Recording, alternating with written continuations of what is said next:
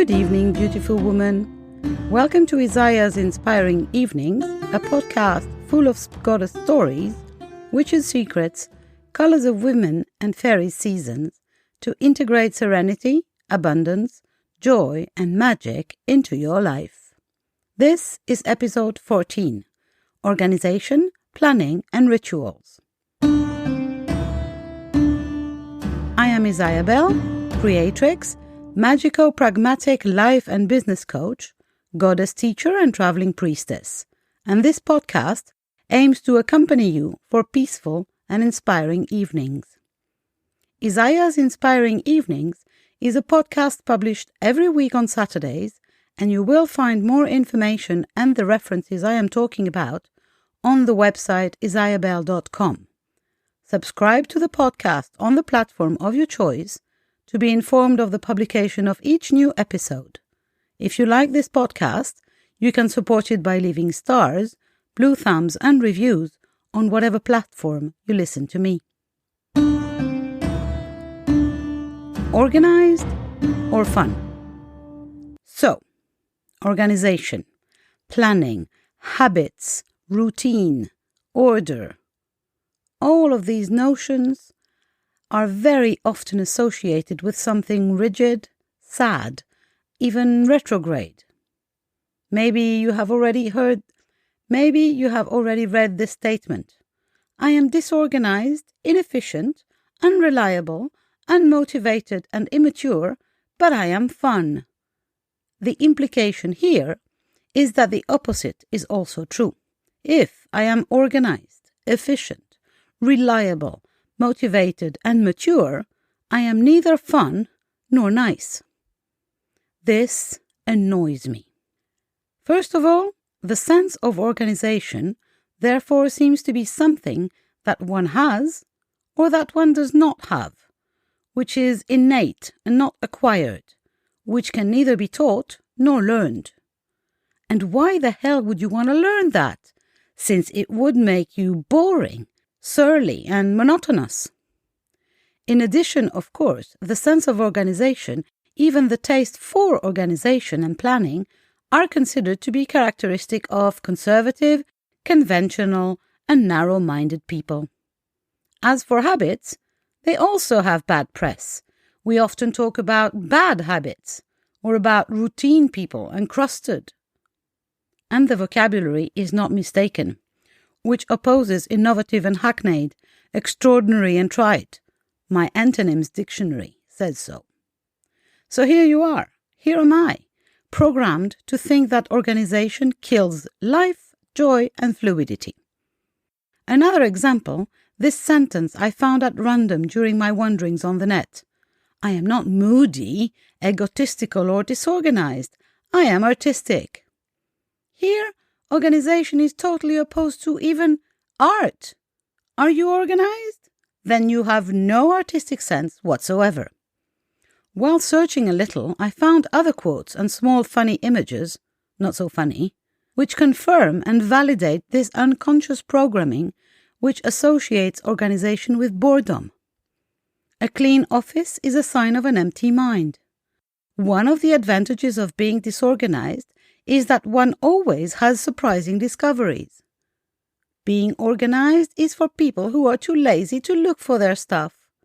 Hey, look, my to-do list. I've been looking for it for weeks. Seriously? I call bullshit. And I ask you, what is the use of this type of belief in your life? Well, it's simple. It serves to keep us disorganized, to convince us that organization is bad in itself, that it kills the joy in us. And suddenly, we have the impression that we're barely staying afloat. We feel like the incessant demands of everyone and everything in our life have driven us up the pole, like we've been weathering storms one after the other with no rest and no compass to help us choose a course. And really, simply, these are just lies. I invite you to seriously question these beliefs if you carry them within you. I firmly believe that organization, planning, ordering your ideas and your office, even your house, choosing goals to be achieved and clarifying your desires, I firmly believe that all that frees you. I'm certain clutter, lack of planning, and no goal setting in life robs you of your time, your attention, and ultimately your health. Because if you don't set goals for yourself, it's a safe bet that you will fit into someone else's goals. As Jim Rohn puts it so well, if you don't come up with your own life plan, there's a good chance you will fall into someone else's plan. And guess what he or she has planned for you? Not much. It's easy to be disorganized, but it's easier if you are organized. Likewise, I refute the opposition between flow and organization. From my point of view, these two concepts are not contradictory, and you can choose to organize your life in accordance with the rhythms of nature, the moon, the sun, your own menstrual cycles, in order to always stay near your energy ebbs and flows. Thus, organization and the fluidity of life come together and blend perfectly. I am convinced, along with the goddess Athena, that organization and strategy create space in your life, in your mind, and allow you to live each day in fluidity and light, the easy way. Hear me correctly, you choose your system of organization. It's up to you to take into account what you need in order to feel in the flow. Rituals. The other thing that annoys me is the pejorative connotation associated with the words habit or routine.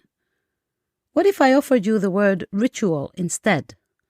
Our ancestors for millennia marked the important stages of their lives, of their days too, by festive or mundane rituals. This word is not pejorative, but it's the same. If I choose a routine, a habit, it becomes a ritual. I choose to brush my teeth every day for 3 minutes, it becomes a ritual. I choose to write in my journal every morning, it becomes a ritual. I choose to go to bed before 11 p.m., it becomes a ritual.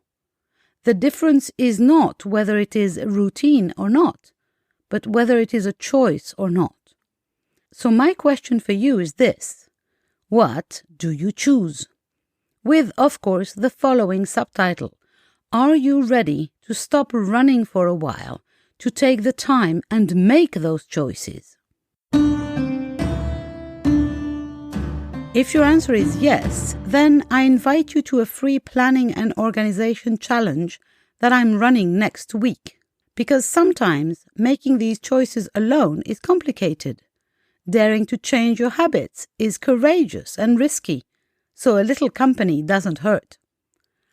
You can participate with other great women in these 3 days, during which I will guide you to get your head out of the water, take action, take the helm and navigate safely and smoothly, even in bad weather, from today onwards.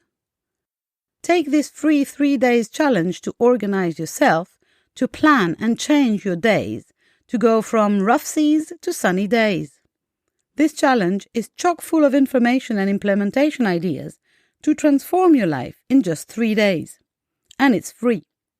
We start on February 17th, and it will take place in my free Facebook group. The link to the Facebook group will be in the description.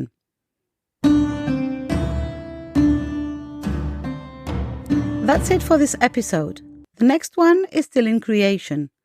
Thanks for listening, and don't forget, if you want to support this podcast, share, subscribe, and leave stars, blue thumbs, and a review on whichever platform you listen to. If you want to be accompanied in the change processes that life offers you, if you want to participate in the awakening of feminine energy in the world, live your life as a goddess, know the secrets of witches, and apply the rituals of fairies in your daily life, please contact me by going to the VIP coaching page of my website, IsayaBelle.com, or by participating in the retreats, programs or courses that I offer regularly. You can also subscribe to my newsletter to be informed of all the news in the real and virtual world of IsayaBelle. You will, of course, find this podcast on all platforms, Google Podcast, Apple Podcast, Spotify, etc., but also on YouTube and on my site, IsayaBelle.com, on the podcast page.